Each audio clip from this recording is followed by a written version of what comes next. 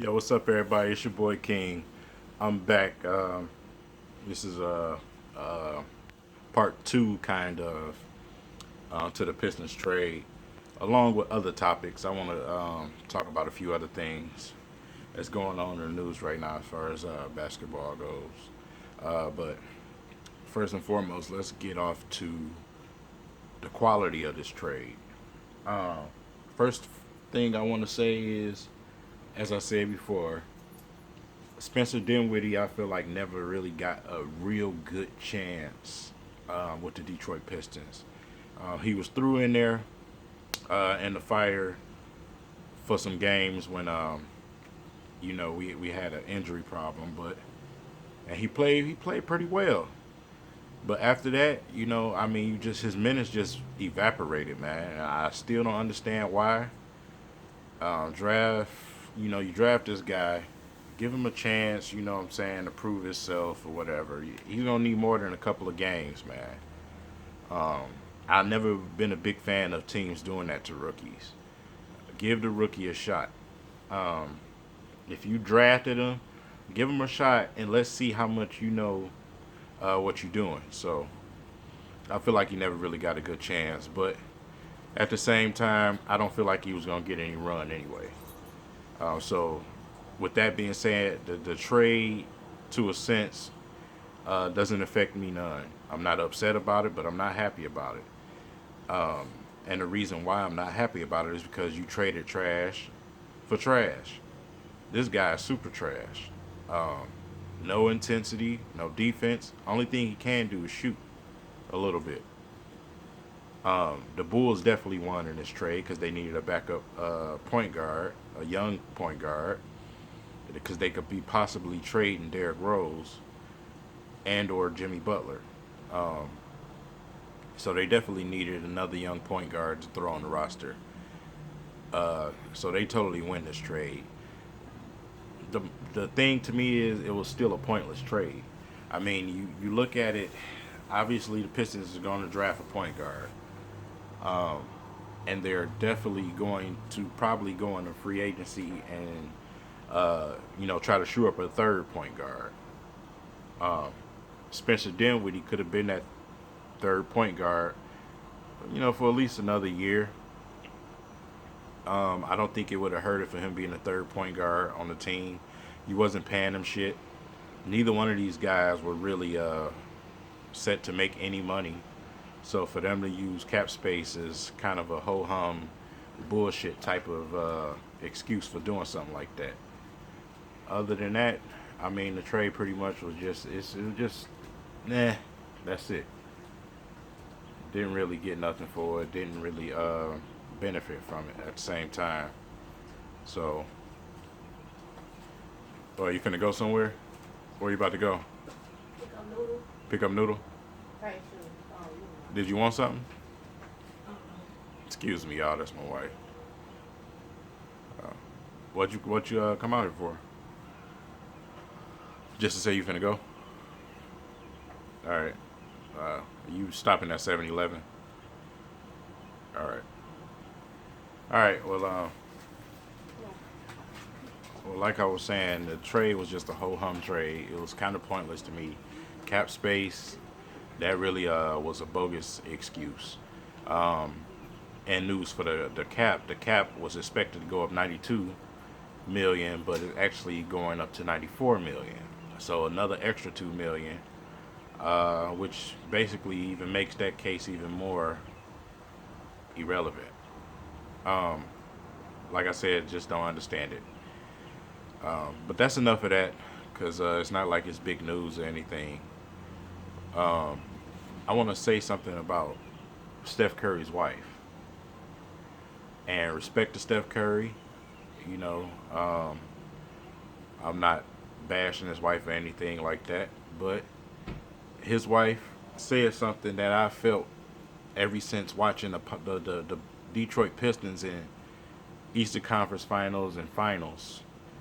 Um, she felt like the game is rigged, and not she's not what she's saying is she's not saying the game is rigged from a standpoint to where players is missing shots on purpose.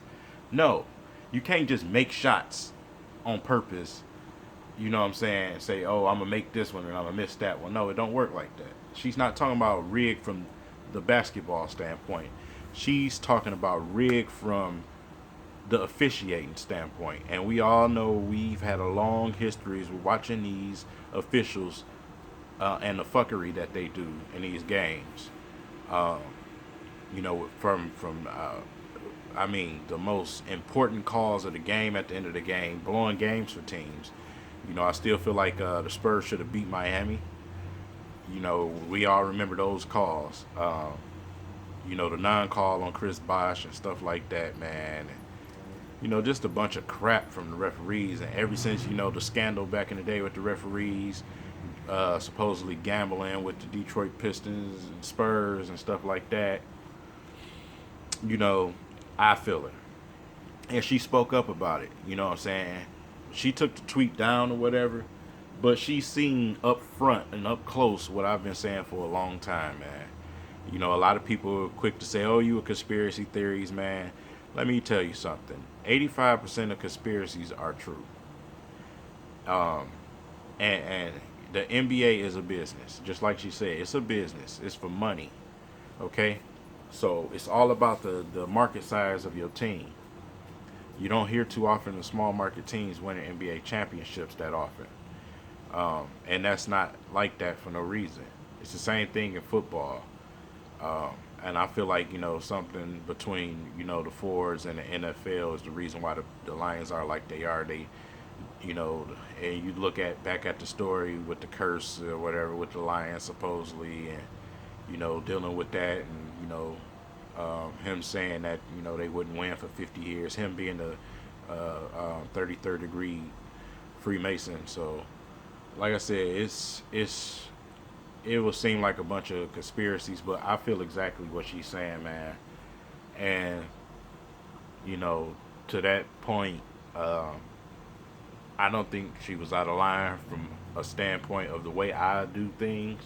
If I see something foul, I'm gonna say it. I don't care what limelight you so called or supposed to be in or whatever. I wouldn't give a fuck if the president was standing in front of me. If there was something foul going on, I'm gonna tell him to his fucking face.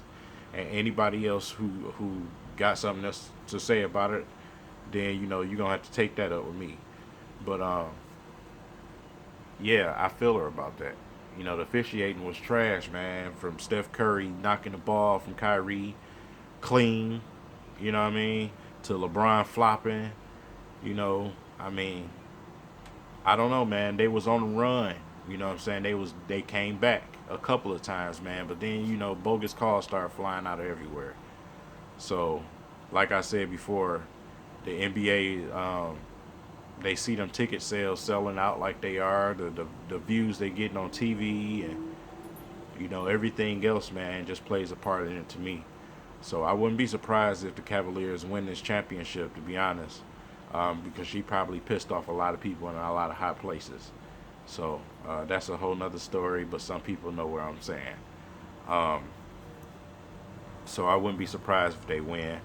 Would I want to see them win? No, I would not like to see the Cleveland Cavaliers win, because you will never stop hearing about the comparisons, which I feel like are totally out of line and disrespectful to Jordan and to Kobe Bryant, knowing that no way, shape, and form that LeBron James is even close to the killer instinct that these two men had. Yes, he has some great numbers this playoff series, but at the same time, where I point out to people, you fail to realize the a level of competition in these eras. Not even, you know, you put the foul factor to the side, put the toughness to the side. The level of competition was totally different. LeBron wouldn't last 5 minutes against no 89 Pistons. You see what I'm saying? Or the Celtics back in the day, the Lakers back in the day. You see, he playing teams like Toronto. You see what I'm saying? You playing a young Pistons team that was just put together last year. These is the competitions that LeBron is going against. His Eastern Conference rivals are nowhere. You see what I'm saying? So you can't compare it to me. You just cannot. I don't care if he had 5 rings already. LeBron still is not facing stiff competition to me. The most stiff competition that he faced, um, to me, was the Spurs, and he caught the Spurs at a time where the Spurs are they're aged. Um, Even though they're still good, they're aged. And on top of that, he had to go and play with Dwayne Wade and Chris Bosh. I'll never get over that. Um, a lot of people say, well, Jordan had Pippen. I don't care what you say. Pippen was not a superstar. Pippen folded against the Detroit Pistons when the Pistons first beat Jordan. Um, and Scottie Pippen was not always a superstar. The Pistons made Michael Jordan and Scottie Pippen who they are because of that toughness. They had to really go in the gym and they had to get mental toughness to play against the Detroit Pistons. And Michael Jordan credited that himself out of his own mouth. You won't hear that out of Scottie Pippen mouth because everybody knows he's a drunk and he's always saying some belligerent stuff. So, uh, but yeah, competition level is different. LeBron will never be compared to Kobe Bryant and Michael Jordan to me. And that's just to me. That's my opinion. I know it's a lot of LeBron lovers and stuff watching this or whatever because he's the hot thing of our time or whatever. But I look back into a time past.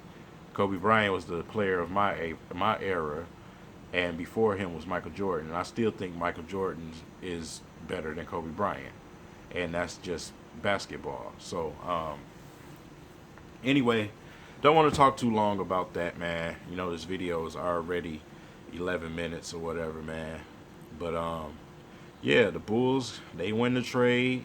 They looking to trade Derrick Rose. Don't know where he'll end up.